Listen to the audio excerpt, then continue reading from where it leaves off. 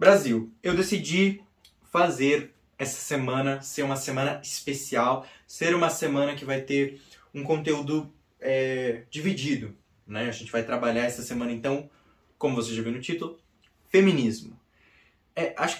Eu acredito que o feminismo seja uma das maiores e mais poderosas armas e movimentos para conseguir trazer você para a esquerda. Um dos maiores movimentos que eles conseguiram criar e deturpar qualquer momento histórico para conseguir fazer só o que eles queriam.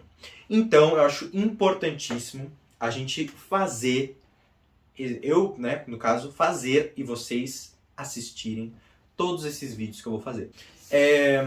Uma das primeiras coisas que eu li sobre feminismo, eu já comentei sobre esse livro aqui no canal, Feminismo, Perversão e Subversão, da Ana Campagnolo. É um livro fantástico, se você tem interesse, se você gostar dos vídeos que eu fizer, né, nessa coletânea que eu vou fazer, nessa semana que eu vou fazer, eu aconselho você a adquirir este livro. Eu vou deixar em todos os vídeos o link para você comprar esse livro, porque ele vai ter conteúdos mais profundos do que eu vou falar, mas ele vai conseguir deixar você, assim, atento realmente ao que ele está falando. Não vai ser um livro chato de você ler. E eu recomendo demais. Muito obrigado, Ana Campagnolo. Bom, então vamos lá. A gente vai começar a falar sobre a primeira onda feminista. E a primeira onda feminista se inicia mais ou menos lá em 1850, 1840, porque é quando você vai ter o Manifesto Comunista na Inglaterra, sendo publicado na versão em inglês. Você vai ter o Women's Right, né, que é a marcha pelos direitos das mulheres nos Estados Unidos. E na França você vai ter a Comuna de Paris. Ou seja, a gente vê que o início da primeira onda é marcado por movimentos, né, ao redor do mundo, nos principais países pensantes do mundo, ou seja, Inglaterra, França e Estados Unidos. Logo nesse início, a gente está querendo o quê? O que o movimento feminista clama por? Direito ao voto, direito ao trabalho. Para a gente começar já desmascarando essa história, essa falácia que o movimento feminista conta, que elas que foram as detentoras, né, graças ao movimento feminista que tem o voto, isso é uma mentira. Né? Primeiro que, direito ao trabalho, as mulheres sempre trabalharam. Sempre, sempre, sempre. Desde a Idade da Pedra, quando você dividia depois, né, o homem caçava, a mulher colhia. A mulher trabalhava na colheita, colhendo os frutos, as plantas, etc. Sempre a mulher trabalhou durante a história. A mulher, em um determinado momento histórico, conseguiu o direito, o bônus, né? Como que eu posso dizer assim? Uma coisa boa de você ficar em casa sem precisar trabalhar. Era uma coisa boa, as mulheres gostavam disso. Hoje em dia, claro, a gente muda o nosso pensamento. A gente tem mulheres que querem trabalhar, que querem empreender. Inclusive, isso é uma maravilha. Mas querer e conquistar o direito ao trabalho não foi graças ao movimento feminista. Sempre as mulheres trabalharam. Chegou um determinado momento que elas conseguiram o conforto de não precisar. E só assim, a burguesia, tá? Porque a maioria das pessoas, a maioria das mulheres ainda trabalhavam. Inclusive costurando, às vezes fazendo vestidos para os casamentos, para nobreza e tal. As mulheres sempre trabalharam. Uma pequena elite apenas que conseguiu esse direito de não precisar trabalhar. Bom, e o segundo fator, direito ao voto. O direito ao voto não foi conquistado graças às mulheres. Inclusive, quem começou a dar voz para as mulheres foi, né, muitas partes da igreja nos Estados Unidos. Né, a igreja batista, o início aí do evangelho, que começou a ter pastoras, né, as mulheres podendo falar. As mulheres podendo ter o direito de falar, ganhando visibilidade. E aí, com essa visibilidade, os políticos conservadores, ou seja, aqueles que eram de direita nos Estados Unidos, começaram a falar assim, olha, vamos fazer as mulheres poderem votar.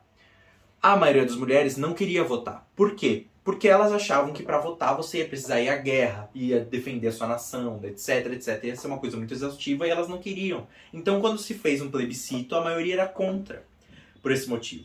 Logo, o movimento feminista não tem nada a ver. Um tempo depois, conseguiram o direito ao voto. E o que mais impressiona se você pensar que o movimento feminista foi quem conquistou o voto, o direito ao voto, logo você pensa que quanto mais feminista um país mais rápido ele conseguiu conquistar o voto. Aí que você se engana, aí que essas pessoas caem na própria cova. Por quê? A França, um dos precursores do movimento feminista, né, onde mais tinham feministas, foi um dos últimos países europeus a conceder o direito ao voto para as mulheres. Ou seja, veja bem, são apenas falácias que elas contam. E uma mentira repetida várias vezes pode se tornar verdade, né? No caso delas, a maioria acredita, só que não é verdade. E eu estou vindo aqui fazer o meu trabalho como um comunicador, como uma pessoa que quer esclarecer essa situação, para comentar para você. Então vamos continuar. E depois a gente tem as pensadoras da primeira onda, né? Como, por exemplo, a Alexandra Kollontai. Eu anotei, óbvio, né? A Alexandra Kollontai diz: libertem-se, mulheres. Deixem seus filhos para o Estado e trabalhem. Assim, apenas assim, o comunismo irá seguir vitorioso. Alexandra Kollontai foi uma das principais pensadoras da primeira onda, e ela defendia, né, que para o comunismo realmente funcionar, a mulher tinha que trabalhar. E para a mulher poder trabalhar, a criança tinha que ficar com o Estado.